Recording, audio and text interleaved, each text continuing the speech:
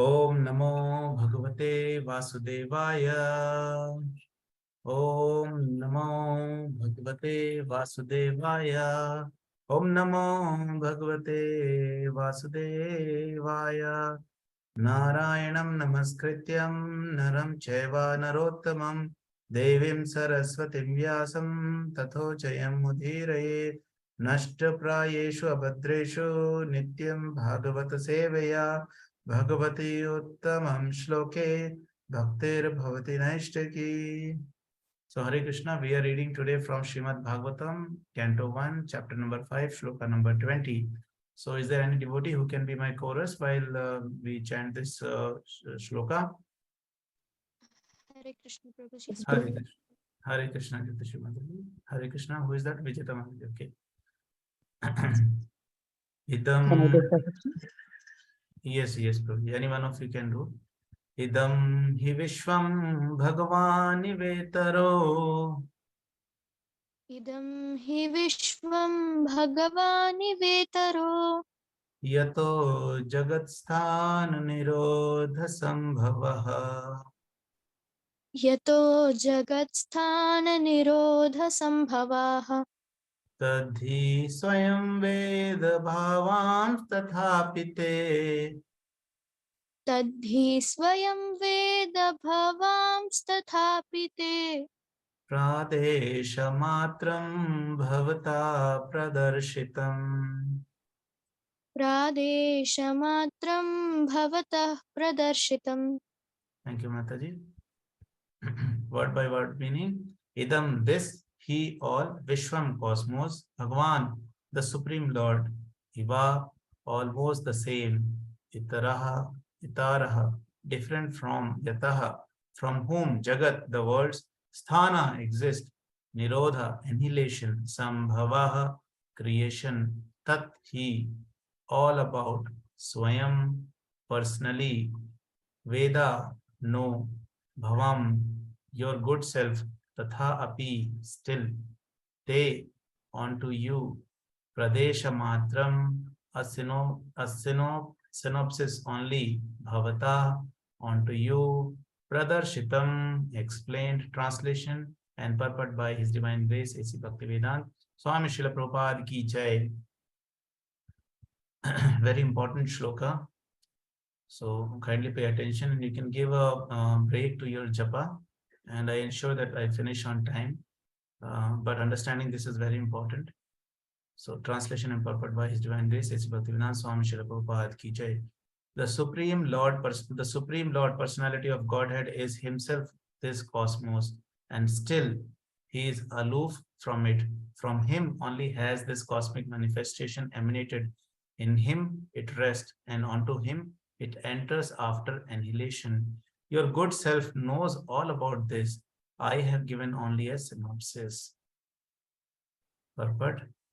For a pure devotee, the conception of Mukunda, Lord Śrī Kṛṣṇa, is both personal and impersonal. The impersonal cosmic manifestation is also Mukunda because it is the emanation of the energy of Mukunda. For example, a tree is complete unit, whereas the leaves and branches of the trees are emanated parts and parcel of the tree.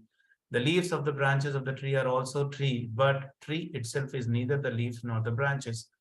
The Vedic version that the whole cosmic creation is nothing but Brahman means that since everything is emanating from the Supreme Brahman, nothing is apart from him. Similarly, the part and parcel hands and legs are called the body, but the body as the whole unit is neither hands nor legs. The Lord is transcendental form of eternity, cognition, and beauty, and thus the creation of energy of Lord appears to be partially eternal, full of knowledge and beautiful also. The captivated conditioned souls under the influence of external energy, Maya, are therefore entrapped in the network of material nature. They accept this as all in all, for they have no information of God, who is the primeval cause.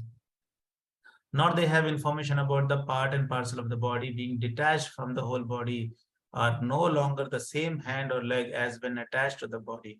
Similarly, a godless civilization detached from the transcendental loving service of the Supreme Personality of Godhead is just like a detached hand or leg.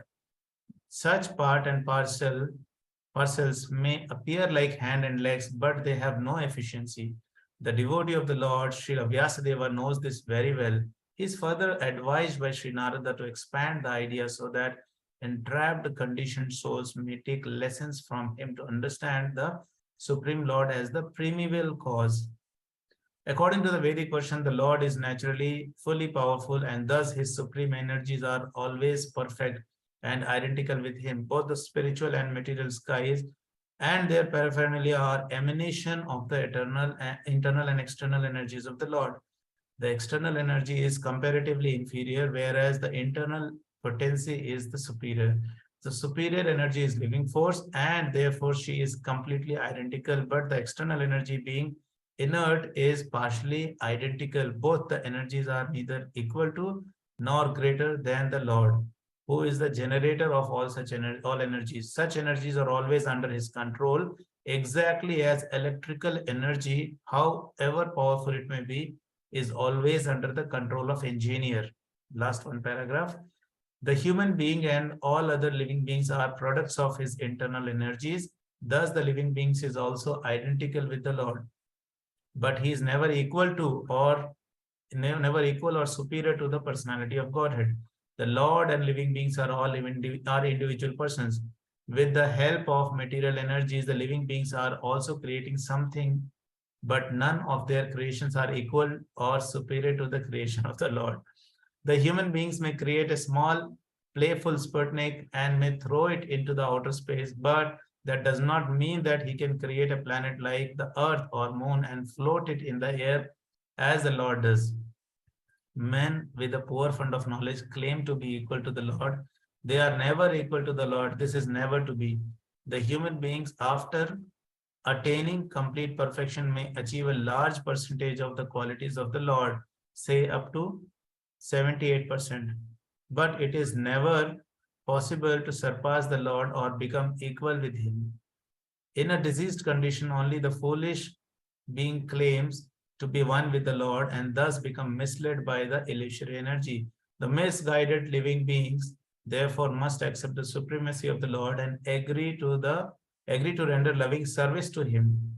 For this, they have been created. Without this, there cannot be any peace or tranquility in the world. Śrīla Vyāsadeva is advised by Śrī Nārada to expand this idea in the Bhagavatam. In the Bhagavad Gita, also the same idea is explained. Surrender fully onto the lotus feet of the Lord. This is the only business of the perfect human being. Om Ajnanatirmirandasya Jnananjana Shalakaya Chakshur Unmilitam Yena Tasmai Shri Gurave Namaha Shri Chaitanya Manobhishtam Sthapitam Yena Bhutale Swayam Rupa Kadamayam Dadati Swapadantikam Vandeham Shri Guru Shri Yuta Padakamalam Shri Gurum Vaishnavamsha Shri Rupam Sagrajatam Sahagana Raghunathanvitam Tam Sajivam Sadvaitam Savadutam Parijana Saitan Krishna Chaitanya Devam Shri Radha Krishna Padana Sagana Lalita Shri Vishakhanvitamsha He Krishna Karuna Sindhu Dina Bandhu Jagatpate Gopesha Gopika Kanta Shri Radha Kanta Namastate Tapta Kanchana Gaurangi Radhe Vrindavaneshwari Vrishabhanasute Devi Pranamami Hari Priye Mancha Kalpatarubhyascha Kripa Sindhubhyevacha Patitanam Pavanebhyo Vaishnavebhyo Namo Namaha Namo Om Vishnu Padaya Krishna Prasthaya Bhutale Srimate Bhakti Vedanta Swami Niti Namane Namaste Saraswati Deve Gauramani Pracharine Nirvishesha Shunyavadi Paschata Deshatarane Jai Śrī Kṛṣṇa Chaitanya Prabhu Nityananda Shri Advaita Gadadhara Shivasari Gaura Bhaktivinoda Hare Krishna Krishna Krishna Hare Hare Hare Rama Rama Rama Hare Hare Mukam karoti vachanam pangam nangayate girim yat kripahatam Shri Guru Dina Karanam Paramananda Madhvam Shri Chaitanya Ishwaram Hare Krishna. So yes, very long purport and elaborately Srila Prabhupada has explained, and that is the beauty of reading Bhagavad Gita and Srimad Bhagavatam, where Prabhupada's commentary is available. So I'm just sharing a small PPT. I hope it is being visible. I think it's visible now. Yes, Prabhu.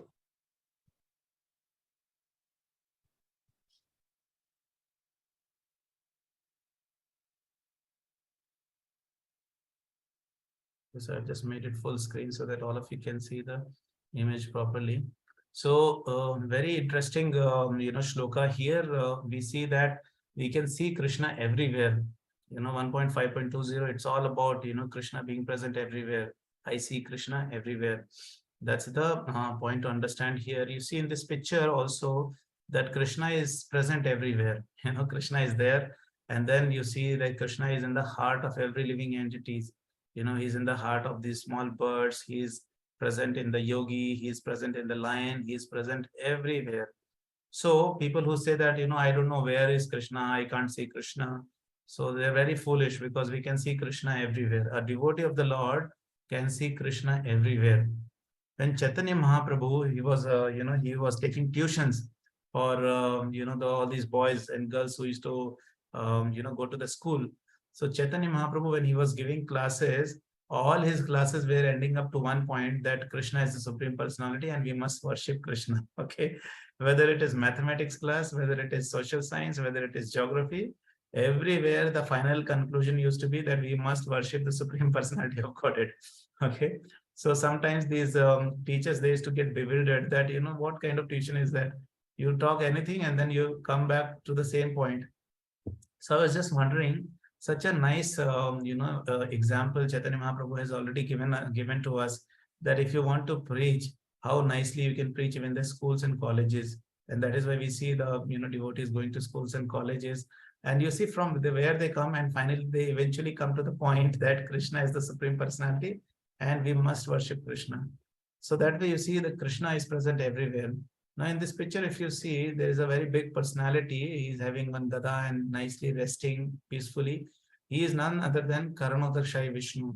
So why I brought this particular example and picture here, so that we can understand, Prabhupada is mentioning about personal and impersonal features and several things about the Lord. So it is important for us to understand that how does this creation take place, and where do we stand, what is the limit the science has reached finally, and what do they think about perfection. So you see here, he is Karanodakshai Vishnu, is also known as Lord Mahavishnu. When he is breathing out, all the planets are coming out, and when he is inhaling, all the planets are vanishing. These are not planets, these are Brahmandas. And in every Brahmanda, there is a further expansion. If you see in the next image, all this 14 planetary system which you are seeing, it is present in every circle which you see here, the Brahmandas, in every. So which means there are several and several, uncountable Brahmandas which are available in the universe. And in each Brahmanda, there is one Brahmaji is there. There is one Garbhodakshai Vishnu is there. You can see in each circles, you can see there is Garbhodakshai Vishnu, you can see. Now, this is the explanation of one Brahmanda. If we see inside, Garbhodakshai Vishnu enters, and only then this creation on that particular Brahmanda starts. And you see that from the navel of the Lord Vishnu, there is a lotus coming out, and the top of the lotus is Brahmaji. So he's the Brahma of that particular Brahmanda. And there are 14 planetary system. There are, we are somewhere in between. You can see that image which says you are here somewhere, this place, which is called Earth planet, which is the middle planet where we all reside. But apart from that, there are several other lokas: Satyaloka, Tapoloka, Jnanaloka, Mahaloka, Swarloka, and Bhuvarloka. Then we have, more planetary systems down: Atal, Patal, Vital, Sutal, Mahatal, Talatal, Rasatal, etc. Okay. So this is something, I brought out so that we understand where is our position. Our science has reached only till here. Earthly planet and the satellites, nearby planets is something which they can see the max. They have no information about all these other 14 planetary system. That is why our science is perfect. And the current science which it has got a lot of imperfections. So proceeding further, in this particular shloka, Prabhupada is also mentioning about the energies of the Lord. Okay, so we must understand, who is Krishna, who is Lord, and what is our position. So there are different ways to understand this. So first one is, the very basic stage is called Brahman and realization, okay, or external energy. So here, Krishna's impersonal material energy, unambiguous, cosmic, unending, creational, fractal source of multiverse. So this is very, very, vague kind of understanding. Yes, it is better than people who say that there is no God. Then this one, we say, there is God. He doesn't have a form. He exists. Like you see in Islam, the people say there is no God. You go to mosque, there is no image. They just, worship without any form. So they say there is no form of the Lord. So today when we proceed, we will understand what is form and what is formless and how these two are same, one and the same. Okay. So then the next one is Paramatma realization. Paramatma is none other than the super soul you saw in the first image, where Paramatma is residing in everyone's heart. So that is the Paramatma realization. Krishna is localized as one consciousness within every atom, and the quantum observer within every single living entity as their eternal companion. And the best realization is, you can see Lord Krishna, Radha and Krishna, that is called bhagavān realization, which is eternal, blissful, all-knowing consciousness of soul's relation to the Supreme Person's pure spiritual energy pervading into the unlimited and eternal realms. So these are the three kinds of realizations, and we can understand where do we stand. If we are understanding Lord as Brahman realization, where we are thinking Lord doesn't have a form, so that is just a very basic understanding. Then better than that is Paramatma realization, understanding that Krishna is residing in my heart. And best is that Krishna is having a form, just like we all have form, and then we become the servants of Krishna, we serve the Lord, and that is the best way of understanding. So this is three ways of understanding the Lord. So now this particular image, very interestingly here, Prabhupada is mentioning in the purport, Prabhupada is saying that a tree is complete unit, whereas the leaves and branches of the tree are emanated parts and parcels of the tree. The leaves and branches of the tree are also the tree, but tree itself is neither the leaves nor the branches. The Vedic version that whole cosmic creation is nothing but Brahman means that since everything is emanating from the Supreme Brahman, nothing is apart from him. Similarly, part and parcel, hands and legs are called the body, but the body as the whole unit is neither hands nor the legs. So you see here, when we see this particular image on top, we can easily define this as a tree. But from the tree, if the fruit is taken off, then it is no more a tree, it is just a fruit. A flower is taken off, it is just a flower, But together they form, and they call this is called as a tree. Similarly, you see the parts and parcels, all these body parts. If you see hand, legs, ears, eyes, when they are in the body, they are called body. But suppose if the hand is cut off, it is of no use. It is waste. It doesn't have any purpose. So it is good as long as it is connected with the body. So in the same manner, as long as we are connected with the Lord, so we are good. We find energy, we find blissful. But if we are not connected with the Lord, we are useless, we are waste. It is of no use. Prabhupada is mentioning in the purport. As we proceed further, we'll see. So just imagine, if you want the fruit, you must water the roots of the tree, only then the fruit will come. In the same manner, if you want the entire body to be nourished, the stomach should be fed. Otherwise, the entire body is going to be useless. So in the same manner, when we engage in the service of the Lord, everything automatically becomes blissful. So next one you see here, sometimes we get these arguments from the atheists and our people who are Mayavadis. They say, God is everywhere, right? So why should we worship the deities? God is everywhere. I can sit here and think of God. That's enough. So the explanation we can understand, you can see this first image. There is a, signal tower is there, and there is a handset. So even though signal is present everywhere, we cannot see, but signal is present. But we still need a mobile to connect. If you want to speak to somebody, we cannot just talk in the air. Our signal is everywhere, we can talk, let us talk like that. It is not possible. It cannot happen. But if we have the handset, we can easily make use of that signal and connect.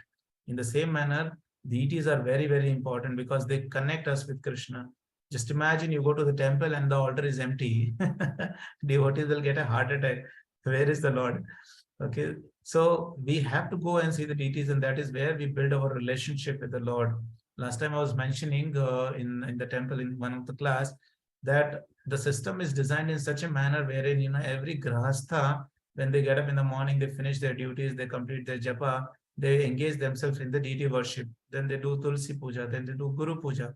When we do all these things, we are connected with the Lord. It's such a nice system because when we are giving arati to the Lord, when we are giving, dhupa, deepa and flower and chamar, peacock feather, then we are blowing shankha. So entire family gets engaged together. We join together and serve the Lord. And that way we develop a relationship.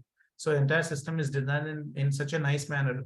But what is happening nowadays, people are, getting into artificial. There is artificial flower, there is artificial tulsi mala, there is artificial agarbatti also with LED on top. So nowadays they just go, they switch on, and then everything is happening on their own. No arati giving, no deepa, everything is computerized. So that will not help us build a connection. We need to engage in the deity worship, and that is why deities are very important. Once Prabhupada was, he was giving a class. So one person said, I believe in God, but I don't want to chant the name of the God loudly. It's in my heart, somewhere deep, and that is where I feel connected. So Prabhupada did not say anything. When the prasadam time was there, this devotee came and sat for prasadam. So Prabhupada, he allowed prasadam for everybody. But when this person came, so Prabhupada told this devotee person who was serving the prasadam, he said, don't give any prasadam to this person. He believes Krishna is somewhere in the heart, inside deep.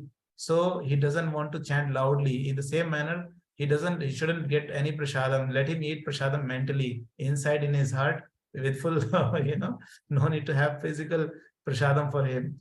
So that person understood the message. He immediately fell in the feet of the Prabhupada and said, Prabhupada, I'm very sorry. Now onwards, I will chant the name of the Lord very loudly, Hare Krishna mantra loudly.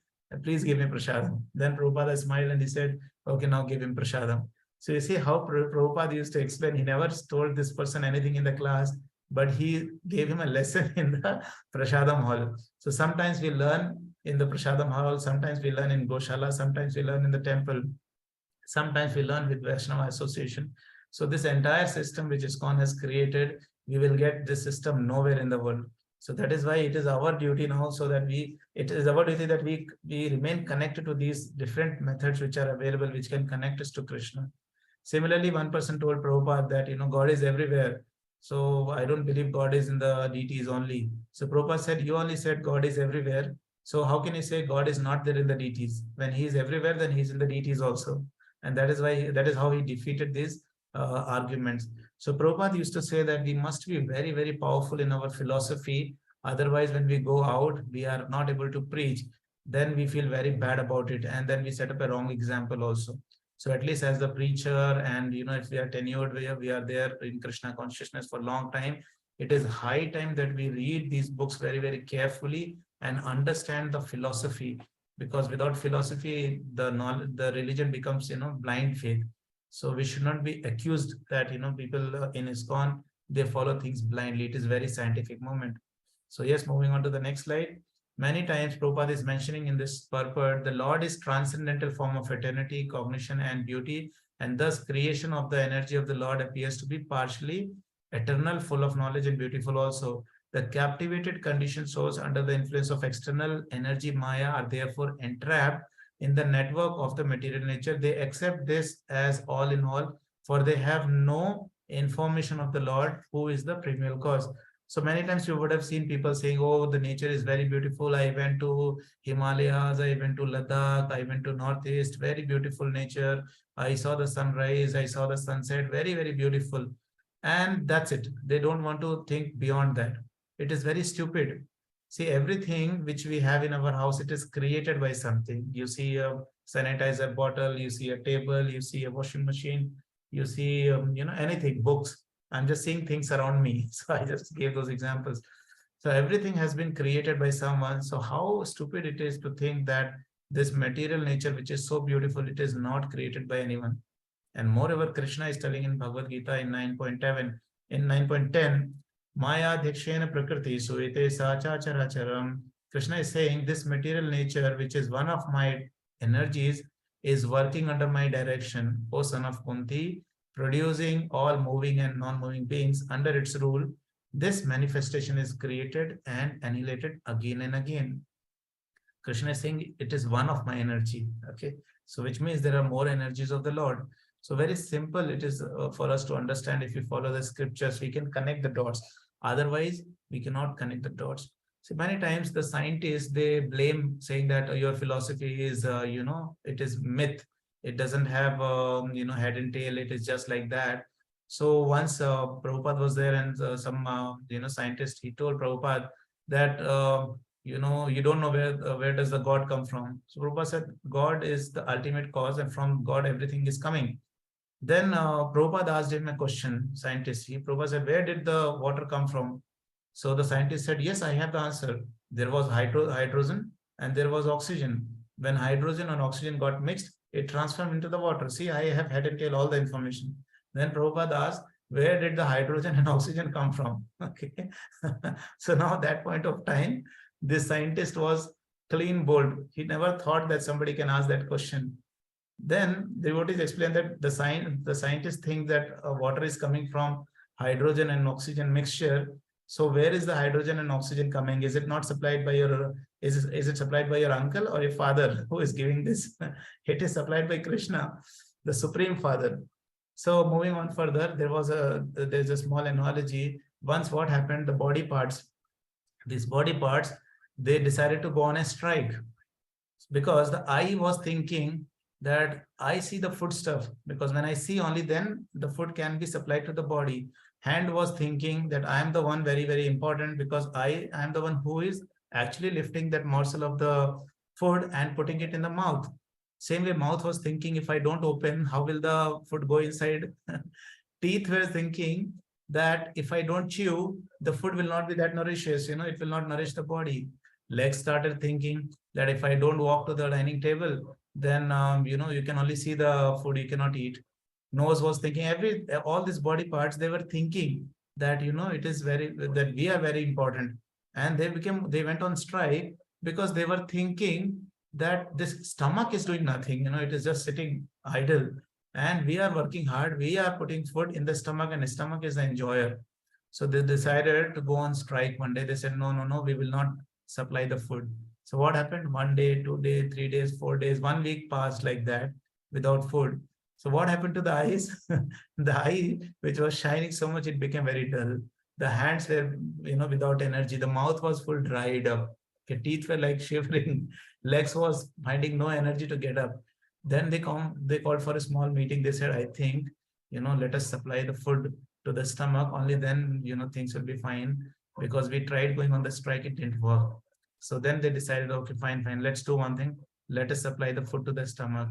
The moment they supply food to the stomach, immediately there was energy everywhere, So what happens? Prabhupada is saying here, not they have information that the part and parcel of the body being detached from the whole body are no longer the same hand or the leg as when they attach to the body. Similarly, a godless civilization detached from the transcendental loving service of the Supreme Personality of Godhead is just like a detached hand or leg.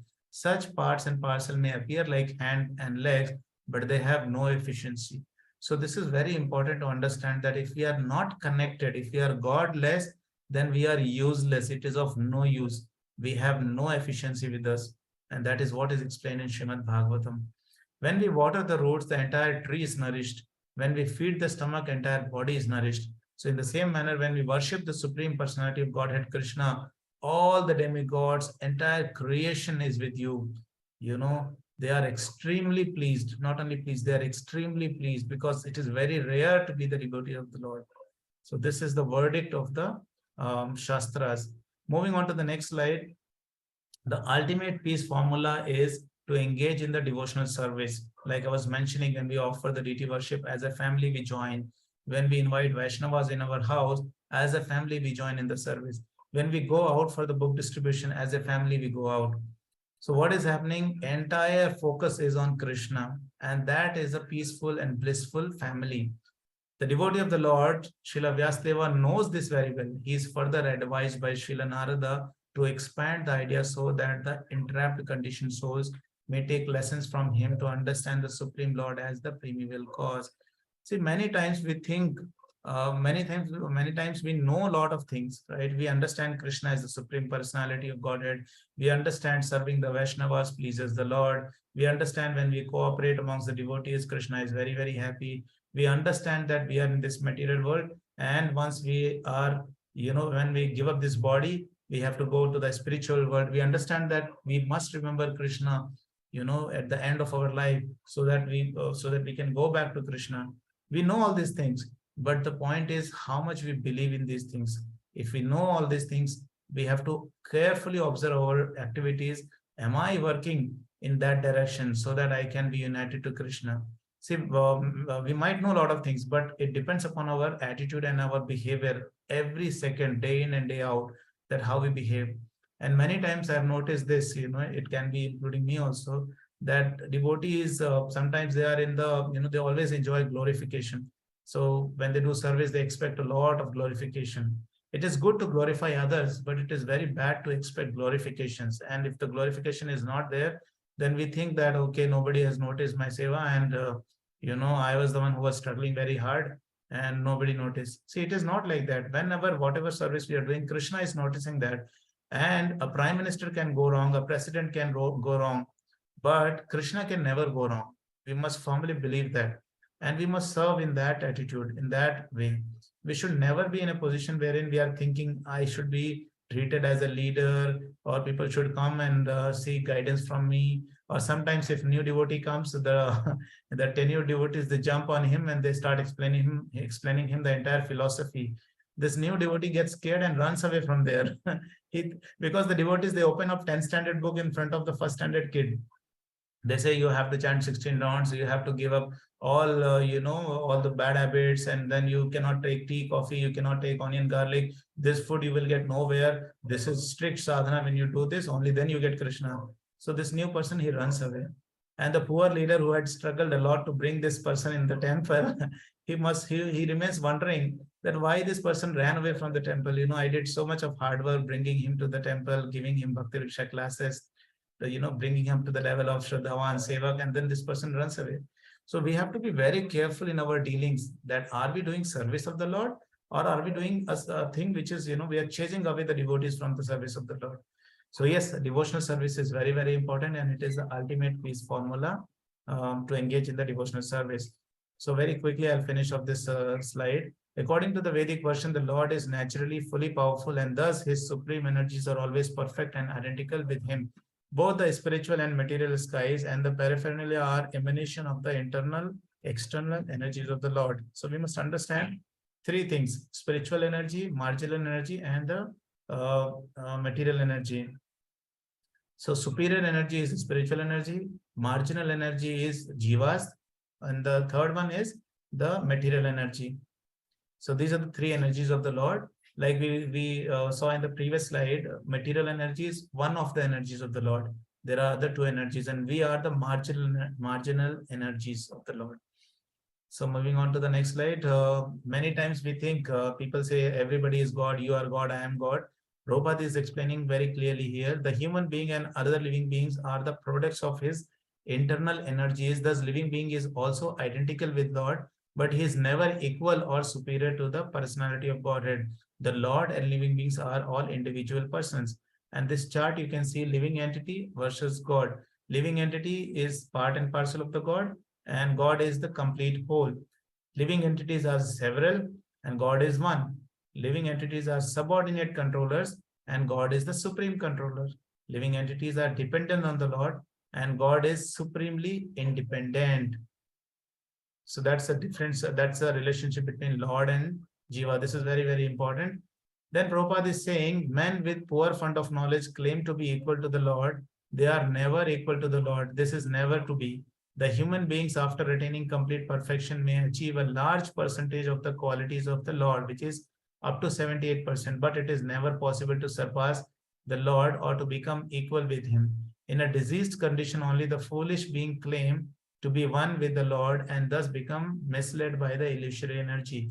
So when people say there is no God, you can see in this picture, many times it is for the sense gratification, because they know if we follow the idea of God, if we follow the idea of Krishna, then we cannot enjoy. They think they are enjoying. Like previous few classes, Matrapati Prabhu had shown a picture wherein one person is hanging from the branch of a tree, and in the well there are snakes, and the tree branch is also being cut off by two rats, one white color, one black color, and there is a tiger outside. And in this condition, this person is hanging, and from the top there is a honey, dripping, and this person is thinking, oh, the honey is very, very tasty. See, he's going to die at any second, but he is trying to enjoy that, and that enjoyment is the material enjoyment. So people who claim there is no God are doing that only so that they can enjoy themselves, they can enjoy that so-called thing and build up their karmas and suffer eternally. So that's the reason people, Prabhupada is calling them foolish. Foolish number one, who say God is not there. So this is the last slide, I think. Yeah, this is the last slide. So what is advised? Prabhupada is saying the misguided living beings therefore must accept the supremacy of the Lord and agree to render loving service to him. For this they have been created. See, that's the only purpose of our creation. We are created to render the service to the Lord. Without this, there cannot be any peace or tranquility in the world. Śrīla Vyāsadeva is advised by Śrīla Nārada to expand this idea in the Bhagavatam. In the Bhagavad Gita, also the same idea is explained. Surrender fully onto the lotus feet of the Lord. That is the only business to the perfect human being. So complete surrender is not possible if we don't surrender to Guru. So that is why when we surrender to Guru, Guru is the one who takes us to Krishna. So this is the last and most important point I want to stress upon, that complete surrender. If you surrender 10%, Krishna will reciprocate 10%. If you surrender 20%, Krishna will reciprocate 20%. Lord is saying in Bhagavad Gita, ye yatha mam prapadyante. So whatever surrender you do, Krishna will reciprocate. If you surrender 100%, you can get the 100% reciprocation of the Lord. So the question to ask is from us, we must ask, am I fully surrendered or not? Or am I partially surrendered? Or am I 10% surrendered? Or I am 15% surrendered? The amount of surrender we have, the same amount of reciprocations we are going to get from the Lord. Jagat Guru Śrīla Prabhupada ki jai, Patita Pavan Guru Maharaj ki jai. Thank you all the devotees for patiently listening for long class. Hare Krishna, and sorry for extending.